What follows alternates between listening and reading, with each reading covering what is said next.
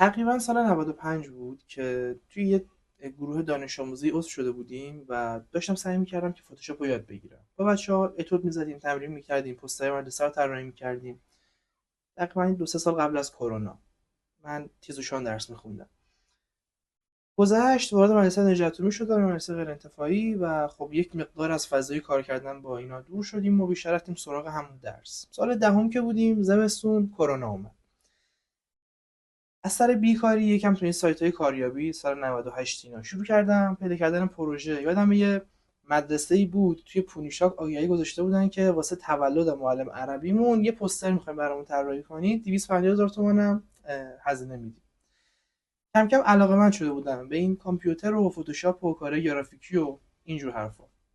کرونا گذشت، ما دانش آموزیمون رو تموم کردیم، کنکور دادیم، رتبه زیر 1000 شدم، دانشگاه شاهد تهران پزشکی قبول شدم به صورت دولتی و روزانه.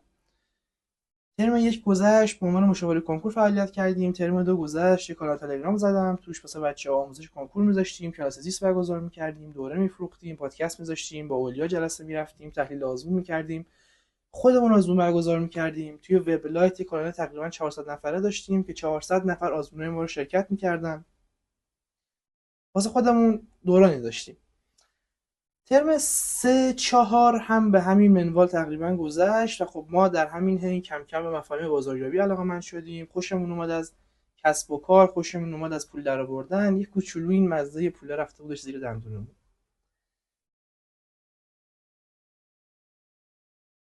همین ایام بودش که با مفهوم کارآفرینی هم آشنا شده بودیم. آقا میتونید برید شما یک سری مخاطب هدف پیدا بکنید، به اینا یک محصولی بفروشید، یک نیازشون رو برطرف بکنید و خب از اینا پول دریافت بکنید. چند تا ایده داشتیم، چند تا کار انجام دادیم، کار گردشگری کردیم، نمیدونم فروش محصول انجام دادیم، عطر، ساعت، همه چی، یعنی کاری نبود که ما نکنیم. و بالاخره علاقمون رو پیدا کردیم. اسفند ماه پارسال بود که من رفتم سراغ کسب و کار دیجیتال مارکتینگ برای پزشکا. یعنی پیج های اینستاگرامشون رو میگرفتیم، میآوردیم بالا، براشون ادیت میکردیم، ویدیوهاشون رو خوشگل میکردیم، به ظاهر پیجشون میرسیدیم و از اینجور کارهای به قول خودمون نسل جدیدیه. چی میخوام بگم؟ چرا دارم این داستان رو تعریف میکنم؟ هوش مصنوعی زمانی معنا پیدا میکنه و زمانی میتونه واسه شما یک ابزار کاربردی باشه که شما بخواید اون رو با مهارتی که خودتون دارین تلفیقش بکنید. برای مثال یک شخصی که پژوهشگر حیطه سلولهای سرطانیه، خب اون شخص میتونه از هوش مصنوعی توی ریسرچ استفاده بکنه، توی تحقیقاتی که میخواد انجام بده استفاده بکنه. یا یک فردی گرافیک دیزاینره، اون دقیقاً در همین دیزاینر بودنش میتونه به هوش مصنوعی سریعتر پیش بره. یا یک فردی یک معلمه، توی اینقدر که گسترده است، میتونه باهاش سوال طراحی بکنه، میتونه باهاش آزمون بسازه، میتونه باهاش فلش کارت بسازه، میتونه باهاش مایند مپ بسازه، میتونه باهاش ویدیو آموزشی بسازه، میتونه باهاش پادکست بسازه، میتونه باهاش پیج اینستاگرام بزنه، میتونه باهاش تلگرامشو بیاره بالا، میتونه باهاش کلی محتوای جذاب تولید بکنه، میتونه باهاش مشورت بکنه، میتونه باهاش کلاس بکنه، میتونه باهاش طرح درس بنویسه. تمام صحبت من اینه که شما هوش مصنوعی رو باید بدونید که میخواید ازش چه استفاده‌ای بکنید و اون استفاده هر رو واسه خودتون هی بیاین قوی ترش بکنید. من یکم اینو بشکافم. زمستون که بود، زمستون پارسال، خب من یه درس دانشگاه برداشته بودم، فارماکولوژی، علم داروها. چند تا بخش داشت، من بخش عمومیش رو تونسته بودم پاس کنم و بردارم، بخش اختصاصیش رو باید اینترن تازه بردارم. استادم گفتش که اگه بتونه یه نفر این جزوه انگلیسی رو ترجمه بکنه به زبان فارسی، خب من به نمره‌ای که تا حالا گرفته یه نمره اضافه میکنم. خب منم نیاز داشتم به یه نمره که معدلم بیادش بالاتر. گفتم که استاد نوری، من این کارو میتونم براتون انجامش بدم. جزوه رو فرستاد و زمستون پارسال دقیقاً، بله، حتی اوایل زمستون، این تازه هنوز ترم جدید شد، قبل از بهمن بود. جزوه رو فرستادن و من استارت آشناییت کوچولوم به هوش مصنوعی یکم خورده بود. رفتم سراغ کوپایلوت و شروع کردم صحبت کردم. اینو بگیر ترجمه کن، نه خاک تو سرت غلطه، به زبان فارسی ترجمه کن، فلان بکن. قطعا همتون استش کردین که یک کاری رو شما میخواید انجام بده، اون همه کار میکنه الا اینکه اون کارو انجام بده. ما تو هوش مصنوعی به این میگیم پرامپت انجینیرینگ، یعنی چی بگم که اون زبون بسته بنده خدا دقیقاً چیزی که من میخوام بتونه انجام بده، بدون کم و کاستی. نگه میخوای برات پی دی افشو بفرستم، نگه میخوای عکسش کنم، یهو نره یه کار دیگه انجام بده، یا اگه میخوام از منابع به‌روز برام بگرده و پیدا بکنم، داره دقیقاً همون کارو انجام بده. از خودش سرخود نخواد که یه سری اختیارات داشته باشه. گذشت چند تا کارگاه شرکت کردم، هم از سایت‌های خارجی هم از سایت‌های داخلی. با مفهوم این پرامپت انجینیرینگ آشنا شدیم که اصلا چیه مهندسی پرامپت، چه مدل پرامپت هایی داریم، چیا رو میتونیم با هم ترکیب بکنیم. تا الان که دارم جلو با شما صحبت میکنم حدودا 19 سبک پرامپت نویسی رو من تو جزوه‌ام آوردم، آموزش دادم، باش کار کردیم، تمرین دادیم به بچه‌ها، هم تو مدارس هم تو دانشگاه. اردیبهشت ماه بود که اولین کارگاه پرامپت انجینیرینگ برای دانشجویان پزشکی رو برگزار کردم که بچه‌ها اومدن یاد گرفتن چطوری هستن باید یک پرامپت اصولی به مدلشون بدن. خب دانشجو رشته پزشکی اولین اولویتشون درس خوندنه، یعنی واسه درس خوندنشون باید پرامپت داشته باشن.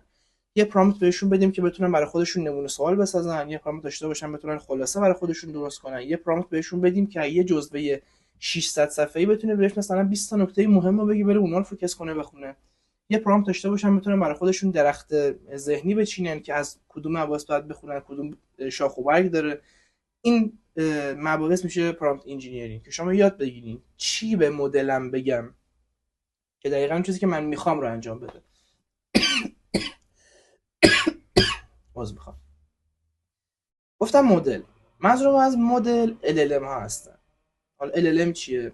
ما یه مفهومی داریم واسه هوش مصنوعی، artificial intelligence که همتون باش در جریانید، اما این پدیده نوظهوری نیست که تازگی ها اومده باشه. از سالیان قبل بوده. ما مثلا پدر مادرمون میگفتن برنامه بهش، ماشین لباسشویی برنامه داره خودش این کار رو انجام میده، فلان برد رو نوشتیم برنامه داره خودش، این سی پی یو داره این کار خودش انجام میده. ما میگفتیم قبلی قدیما برنامه.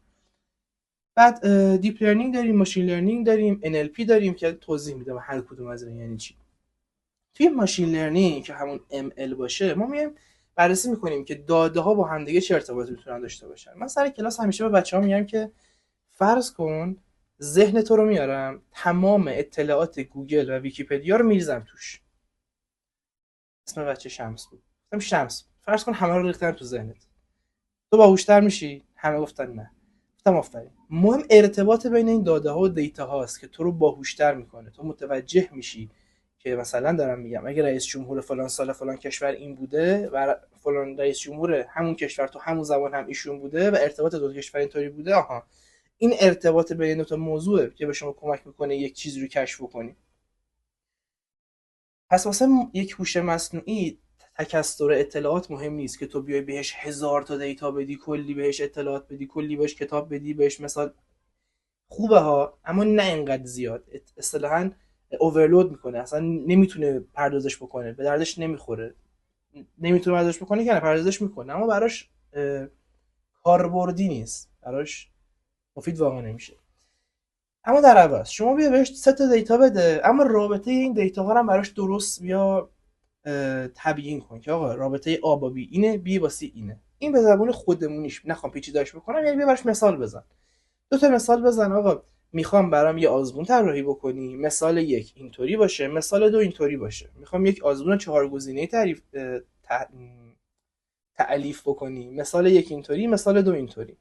با یه مثال زدن ساده مدل تمام اشتباهاتی که شما رو داره میرنجونه رو میتونه دیگه تکرار نکنه و اصطلاحا یک پله شارپتر و تیزتر عمل میکنه.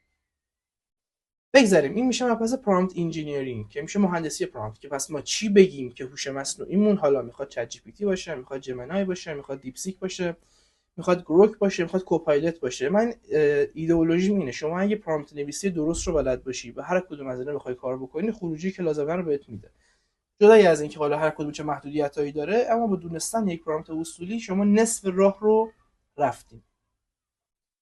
برگردیم به اول صحبت که گفتم شما مهمه که هوش مصنوعی رو با چی میخواید ترکیب بکنید. من به نظرم هر فردی که توی هوش مصنوعی ادعا داره و علمشو داره و بلده و رفته مطالعه کرده، اگر میخواد تو این زمینه کار بکنه باید بگه من میخوام هوش مصنوعی رو با چی تلفیق کنم آموزش بدم. مثلا من تو اینستاگرام میگم آقا من تلفیق هوش مصنوعی و کسب و کار رو درس میدم. خب من حداقل 20 تا جلد کتاب در مورد کسب و کار خوندم، یه دونه دارم مینویسم، دارم کلی در موردش سرچ میکنم، کارگاه میذارم، پژوهش میکنم در موردش، علاقه دارم به کسب و کار. و خب این کسب و کاری علمه که دانشگاه تدریس میشه، کلی در موردش اطلاعات هست. حالا شما بیا هوش مصنوعی رو با این تلفیقش کن، این چیز جذابی میشه. شما داری توی مدرسه با بچه‌های دبستانی کار میکنی، میخوای هوش مصنوعی رو با بچه دبستانی یاد بدی. این برای شما یک نمود دیگری پیدا میکنه. یعنی مسیر یادگیری شمایی که معلم دبستان هستی با مسیر یادگیری اون آقایی که داره دبیرستان درس میده فرق داره. ابزارهایی که استفاده میکنید شاید تا 70% مثل هم باشه، اما اون استفاده‌ای که میکنید با هم دیگه فرق داره. یا اون افرادی که یک مقداری بعد تجاریشون قوی تره، پرسونال برند دارن، تو اینستاگرام فعالن، دارن دوره میفروشن، محصول میسازن و حالا لانچ میکنن، اینا طور دیگه از هوش مصنوعی استفاده میکنن. اخیرا یه کار جالبی داشتم باش میکردم با هوش مصنوعی، تونستم باهاش یک جامعه فرضی بسازم. میخواستم ببینم اگه یه تبلیغی رو توی یک کانالی انجام بدم چقدر بازخورد میگیره. گفتم خب به جای اینکه بیام هزینه‌شو بدم این تبلیغ رو واقعا انجام بدم، به چت جی پی تی گفتم ببین واسه من یک جامعه فرضی از یک سری معلم بساز با بازه سنی 25 تا 55 سال، با این علایق، با این مثلا میزان درآمد، با این شهرها فلان فلان، یه فایل اکسل بهم بده. یه فایل اکسل داد قشنگ از 1 تا 100 شماره بندی کرده بود، تمام اون معلم‌ها رو نوشته بود اسمشون رو کاملا فرضی.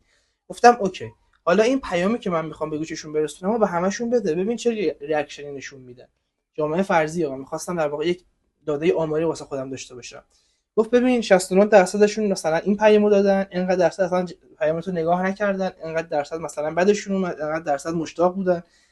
یعنی یه کاری که شما حداقل باید چند میلیون هزینه میکردین قبلا بابتش، این هوش مصنوعی رو واسه شما خیلی ساده‌تر انجامش میده. یعنی خیلی کم لطفی کردیم در حقش که بخوایم اینطوری حساب کنیم که هوش مصنوعی فقط کاربردش اینه که یه عکسی تولید کنه و یه عکس قدیمی رو بکنه جدید، یا جدید رو بکنه قدیمی. نمیدونم دیدین دیگه تو اینستاگرام بگین که آقا اگه مثلا میخوای خودت رو با بچگیات ببینی بیا اینو کامنت کن، این کارو کن. این واقعا اذیت کننده است. شما نمیدونید که افراد سطح بالا دارن چیکار میکنن به هوش مصنوعی. توی خارج از کشور یا آقایی هست به اسم کوشیار که ایشون میاد پروتئین رو سنتز میکنه با چت جی پی تی. یعنی فرمول چیزشو میده که بتونه یک دی ان ای اینو نسخه برداری کنه، بعد رونویسی بکنه و بعد بتونه ازش پروتئین بسازه. یعنی این یک فرآیند زیست مولکولی سخت عجیب رو داره به هوش مصنوعی انجام میده.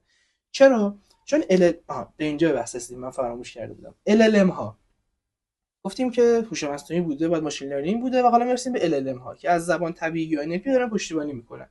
یعنی با زبان عامیانه و محاوره‌ای هم بریم باش صحبت کنیم متوجه میشه. LLM میشه Large Language Model، یعنی مدل‌های زبانی بزرگ که به کل کتابخونه‌های دنیا دسترسی دارن، به کل مقالات، به کل سایت‌ها، به اونایی که حداقل رایگان هستن. درسته به یک سری از محتواهای پولی دسترسی ندارن، اما تا حد خیلی خوبی علم روز دنیا رو بهش دسترسی دارن. و شما مهمه که چطوری میخواد باش تعامل بکنید که اون علم رو بره برای شما برداره و بیاره.